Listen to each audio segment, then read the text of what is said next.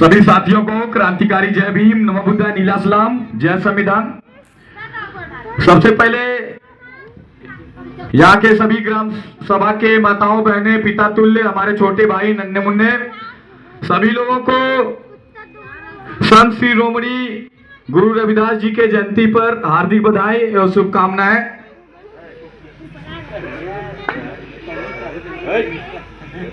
साथियों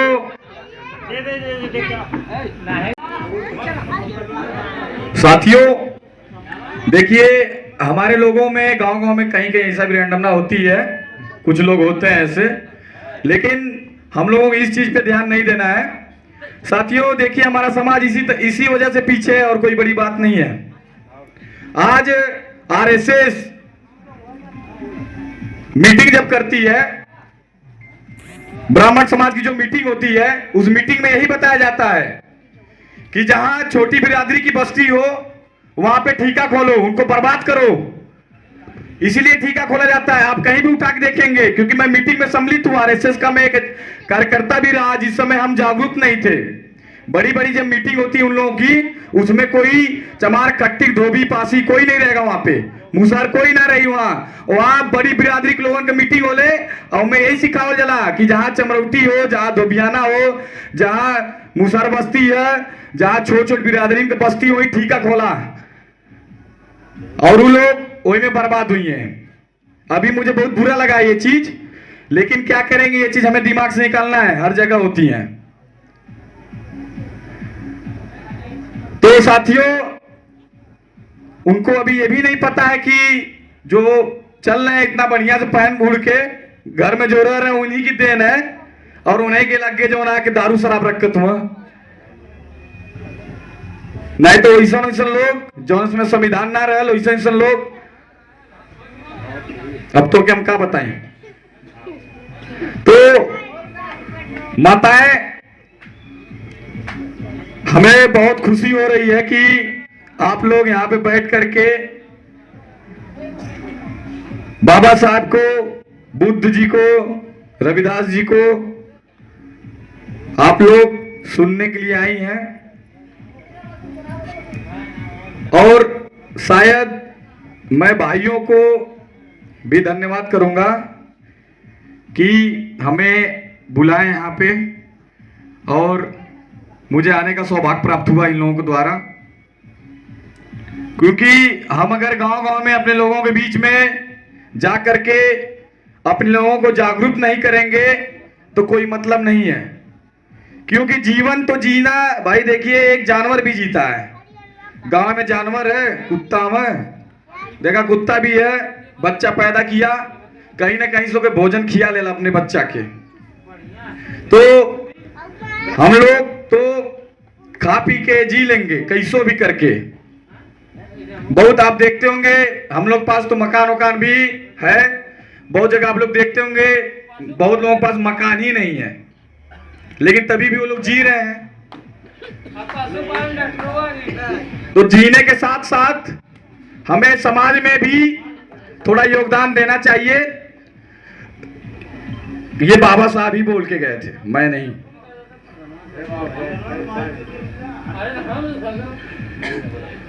तो देखिए, आज के दिन 14वीं ईस्वी में संत श्री रोमड़ी गुरु रविदास जी का जन्म हुआ था, यानी कि आज से 600 साल पहले 600 साल पहले संत श्री रोमड़ी जी का गुरु रविदास जी का जन्म हुआ था, जो कि उस समय ज्ञान का सागर, ज्ञानशील बोला जाता है। उनके टक्कर में बड़े बड़े विद्वान, बड़े बड़े ब्राह्मण भी नहीं थे। जब इनके अंदर इतना ज्ञानता पैदा होने लगी, आप लोग उधर ध्यान ना दें, मेरी बातें कुछ आप दो तीन मिनट सुन लें। तो जब उनके अंदर इतना ज्ञानता पैदा होने लगी, ब्राह्मणों में आक्रोश मच गया कि एक दलित समाज का व्यक्ति, जूता सिलने वाला, उसके अंदर इतना ज्ञान कैसे आ रहा है।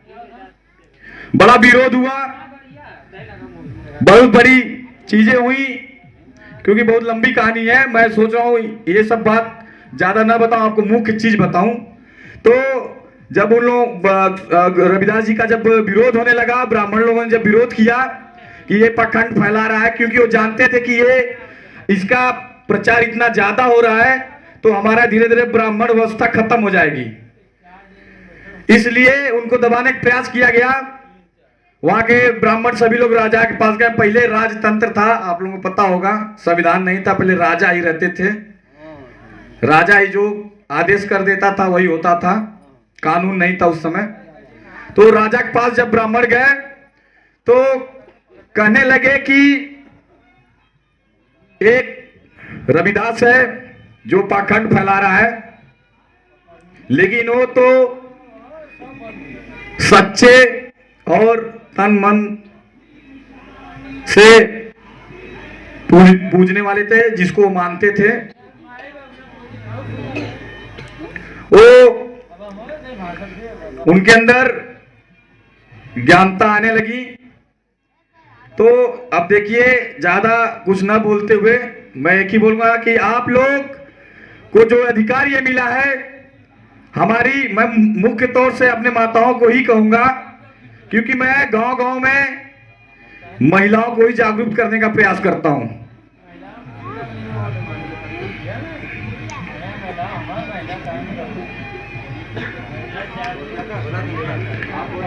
क्योंकि हमारी माँ या किसी भी घर की माँ अगर पाखंडवाद से दूर हो जाएंगी तो अपने बच्चे को, क्योंकि आप समाज में देखते होंगे जितना बच्चे को माँ ध्यान देती है उतना पिता नहीं ध्यान दे पाते हैं, क्योंकि मजबूरी होती है। के पास ही रह करके पढ़ता है, पिता तो भाई कमाने में, परिवार को आगे बढ़ाने में व्यस्त रहते हैं। तो माँ अगर जागरूक हो जाएंगी तो बच्चे भी जागरूक होंगे, इसलिए माताओं को जागरूक करने का ज्यादा प्रयास करते हैं हम लोग। तो हम लोग जब देश हमारा आजाद नहीं था, मुगलों का शासन था, अंग्रेजों का, अगर इस देश में अंग्रेज नहीं आए होते तो हमें शायद ये अधिकार भी नहीं मिल पाता। क्योंकि बाबा साहब, जब मुगलों के साथ मीटिंग हुई बाबा साहब की, तो बाबा साहब ने पेश किया मुगलों से, क्योंकि मुगलों का राज चलता था उस समय। तो बाबा साहब ने कहा कि हमारे देश में, और जब लंदन गए, विदेश गए, वहां पे भी अपनी बात को रखे कि जब हमारे ही देश में हमारे ही महिलाओं को, हमारे ही भाइयों को पढ़ने का अधिकार नहीं रहेगा, उड़ने पहनने का अधिकार नहीं रहेगा, प्रूफ के साथ अपने समाज के जो कपड़े जो थे फटे पुराने वो लेकर गए थे दिखाने के लिए, ये देखिए हमारे समाज की महिला यही कपड़ा पहनती हैं, फटे कपड़े पुराना, और इसी रजाई में सोती हैं। तो अंग्रेजों ने और विदेश के जो लोग थे इस चीज पे मंथन किया, बहुत प्रयासों के बाद तो हमें अधिकार मिला। आपको पता है आज हम लोग खा पी के बढ़िया से हो करके भी अपने लोगों को जागरूक नहीं कर पा रहे हैं। उस समय बाबा साहब इतनी गरीबी अवस्था में 4-4 बेटे खो करके, खाने को नहीं मिलता था तो पानी पी कर पे पड़ते थे। उनकी जो पत्नी थी गोबर पात करके, जगह जगह से जा करके गोबर उठा के लाती थी, पात करके उससे अपना पालन पोषण करती थी। उसमें से कुछ बच जाता था तो बाबा साहब को भी भेज देती थी।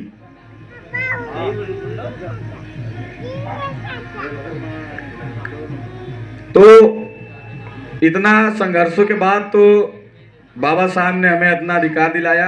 आज हमारी देश की माताएं बहनें, चाहे वो चमार, चाहे धोबी हो, चाहे खट्टिक हो, चाहे ठाकुर हो, चाहे पंडिताइन हो, सब सौर समाज की महिलाएं जो नौकरी करती हैं, चाहे वो बड़का को हो चाहे छोटका को हो, बाबा साहब का ही देना। महिलाओं को पढ़ने का अधिकार ही नहीं था। माता सावित्रीबाई फूले जो अपने समाज की एक महिला थी, जो प्रयत्न लिया कि अपने समाज के जिन महिलाओं को हर महिला को जिसको पढ़ने का अधिकार नहीं ये लोग देते हैं, मैं इन्हें पढ़ाऊंगी। वो खुद, क्योंकि ज्योतिबा फूले जो थे वो इनको ज्ञान देते थे अपने पत्नी को घर में चोरी चोरी। उनके पिताजी यानी सावित्रीबाई फूले जो ससुर जी थे वो विरोध करने लगे कि समाज के लोग गलत कह रहे हैं, अगर आपको ऐसा करना है तो आप लोग घर छोड़ के चले जाइए। और वो दोनों लोग घर छोड़ के चले गए। और सावित्रीबाई फूले जो थी, हमारी माता जो थी, वो एक स्कूल खोली और उसमें महिलाओं को पढ़ाना चालू किया। जब वो घर से जाती थी तो उनके पे पत्थर फेंका जाता था, गोबर फेंका जाता था कि इसको हम लोग गोबर फेंक देंगे, गंदी हो जाएगी तो नहीं जाएगी पढ़ाने। उनको ढेला मार दिया जाता था, जैसे रोड से जाती थी तो ढेला मारा जाता था कि ये महिलाओं को पढ़ा रही है। लेकिन बड़ा प्रयास के बाद तो महिलाओं में उसने शिक्षा भरने का काम किया और माताओं बहनों को भी हमें पढ़ने का अधिकार दिलाया। बड़ा संघर्षों के बाद तो सब कुछ मिला हम लोगों को। अगर ये बताइए आप लोग, अगर हम लोग डी बाबा, फलाने बाबा, चीने बाबा सबकी पूजल जाला, ये बताइए आप लोग कि अगर भगवान सच्चे से अगर हमको मानता या होता तो उस समय जब हमारे माताओं बहनों के साथ छुआछूत होता था, हमारे माताओं बहनों के साथ छुआछूत तो होता था, लेकिन हमारे माताओं बहनों के साथ जब वो लोग गलत करते थे, जबरदस्ती उठा करके ले जा करके भाई के सामने ही, माता पिता के सामने ही, तो उस समय छुआछूत नहीं होता था उन लोग के साथ। तो उसमें छुआछूत उनके ना लगे, भुला जाए लोग। लेकिन आज हमें ये सब अधिकार मिला है तो उन्हीं की देन है। नहीं तो अगर बताइए, अगर देवी देवता होता तो हमारे, आप डेली सुनती होंगी, जो न्यूज़ देखती, मोबाइल देखती हूँ, जो सोशल मीडिया से जुड़े होंगे लोग, हमारे देश में हमारे समाज के महिलाओं के साथ हमेशा कहीं न कहीं बलात्कार, रेप होता, आप लोग पता भी है। अगर मान लीजिए भगवान होता, दुर्गा माई होती, फलाने माई होती, तो उसको जाके बचा लेना चाहिए ना। जो उनके साथ जबरदस्ती कर रहा है उसको मार देना चाहिए ना। हथियार तो रख लें, त्रिशूल। देवी देवता खुद नहीं शक्तिवान है, उसको हथियार लेके चल रहा है। उसके पास शक्ति रहती तो उसको हथियार की जरूरत नहीं पड़ती। वो तो खुद हथियार लेके बैठा हुआ है कि हमारे ऊपर आके मैं दमाई जो है कि आप सुरक्षा करब। तो आर कहाँ सुरक्षा करी?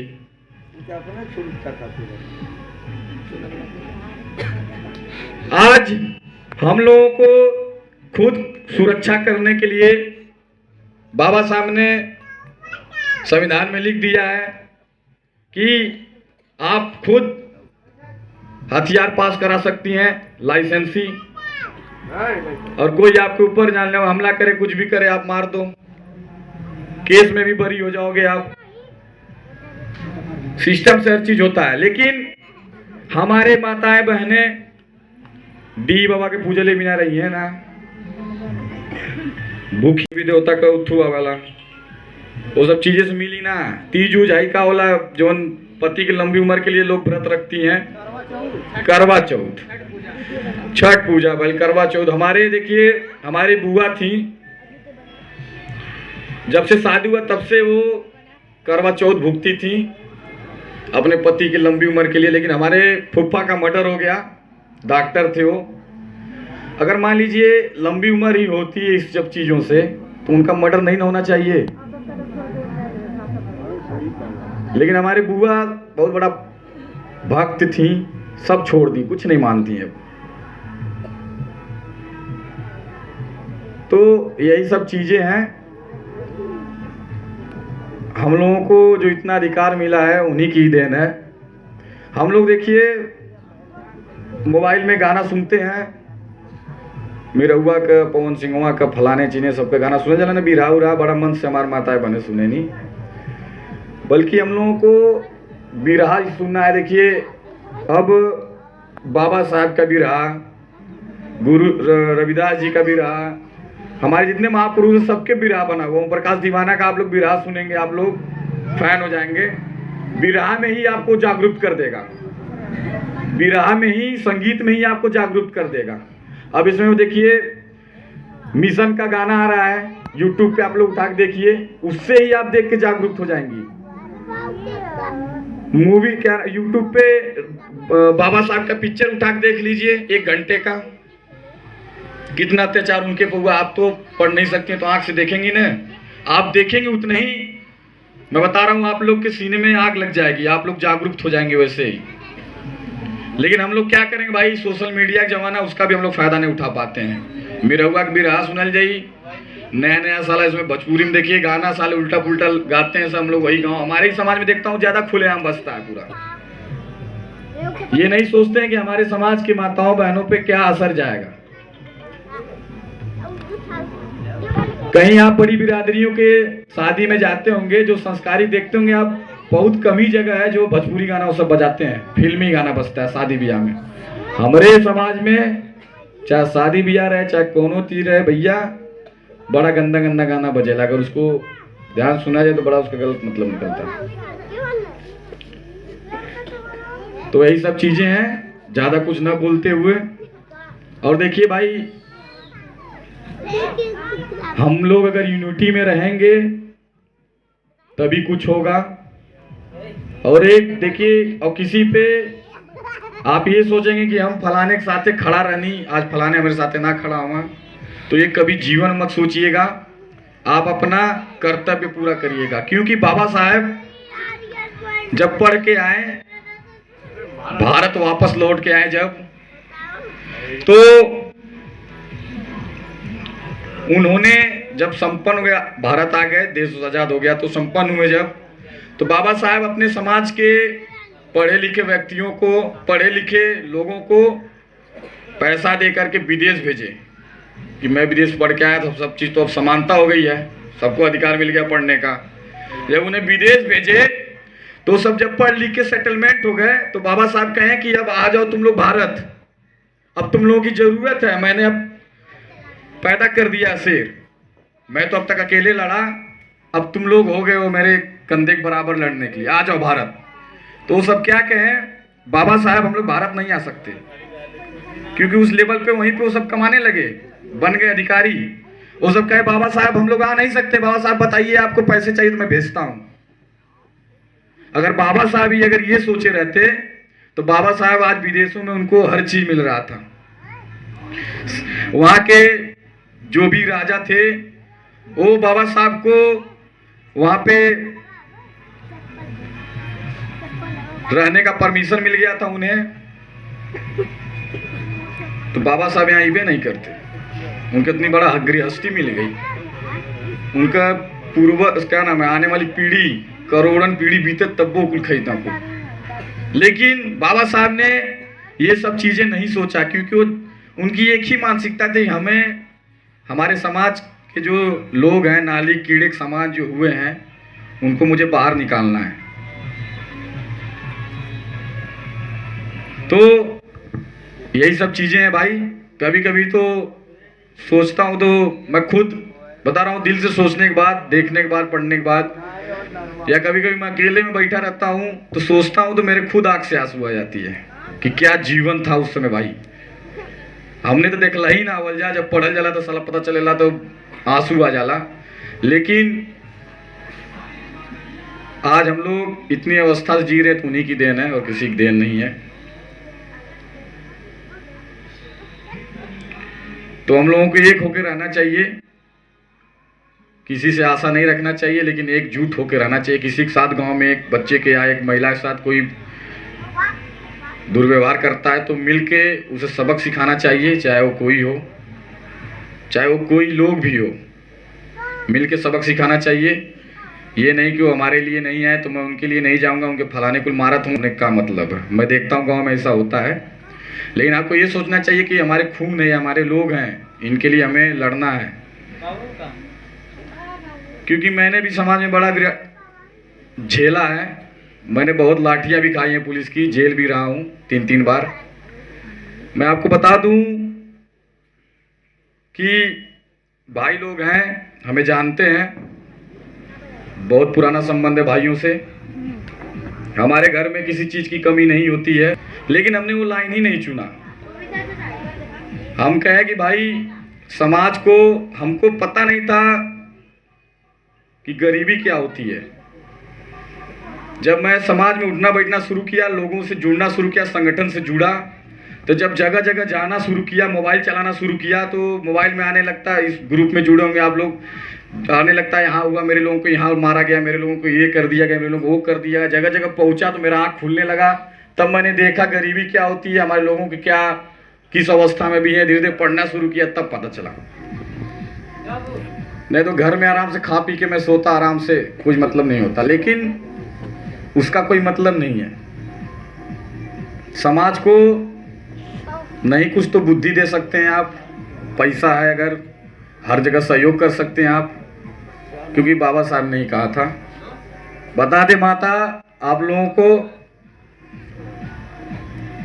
जिस समय मैं गिरफ्तार हुआ था रानीपुर अजमू में, वहां पे हमारे समाज के 39 लोगों को बेरहमी से गंभीरपुर की प्रशासन मारी थी, बहुत बेरहमी से। उसी खिलाफ मैं आंदोलन कर रहा था, जिसमें से मैं 4 दिन बिना पानी बिना खाए आंदोलन किया। 15वें दिन मुझे प्रशासन गिरफ्तार कर ली। मेरे गांव के लोग, जिस गांव में आंदोलन का, वहां के लोगों को गिरफ्तार करी। रात के समय बेरहमी से मुझे मारा गया, रात में पूरा मारा गया मुझे, बेल्टों से पूरा रोलर चलाया गया पैर पे। उसके बाद फिर चालान करके जेल भेजा गया। मेरे घर में मेरी माँ रोती थी, मेरा भाई लड़ता था कि पापा आप पुलिस में रह के क्या मतलब है जब छोटा भाई जेल में है। तो बता दूं आपको माता की, मैं बताया ना आपको, कोई चीज़ कमी नहीं है। लेकिन मैं जेल में पहले दफ़ा गया तो मैं 1 महीने रहा, दूसरी बार गया 27 दिन रहा, तीसरी राय में तो मैं थाने होने पे ही कई बार गिरफ्तार हुआ, तो मान लीजिए 1-2 दिन में छूट जाता था। बता दूं माता कि मैं 10 दिन जिस लैट्रिन में 100 लोग जाते थे, उस लैट्रिन के गेट पे मैं सोया। फटा कंबल, जेल का कंबल तो आप लोग जानते ही हो, भेड़ी भी नहीं सोएगा उस पे, उसको ओढ़ के सोना पड़ा।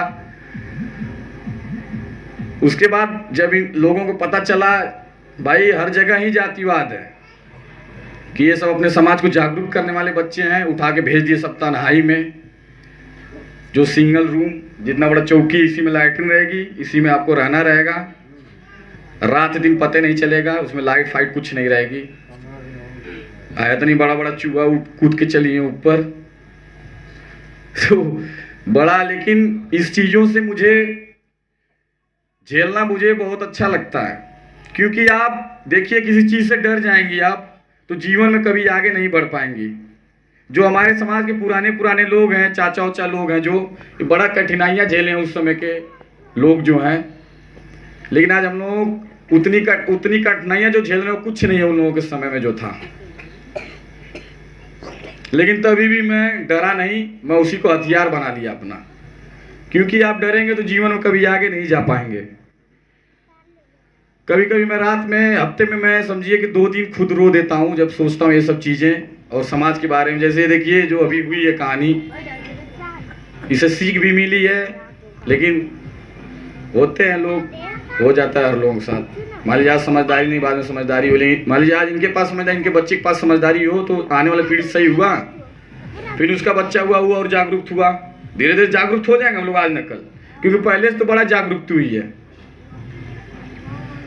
तो यही सब चीज़ें माता बहनें, मैं ज़्यादा कुछ ना बोलते हुए, मुझे अभी मेहनगर भी जाना है और अपने बारीक में विराम देता हूँ।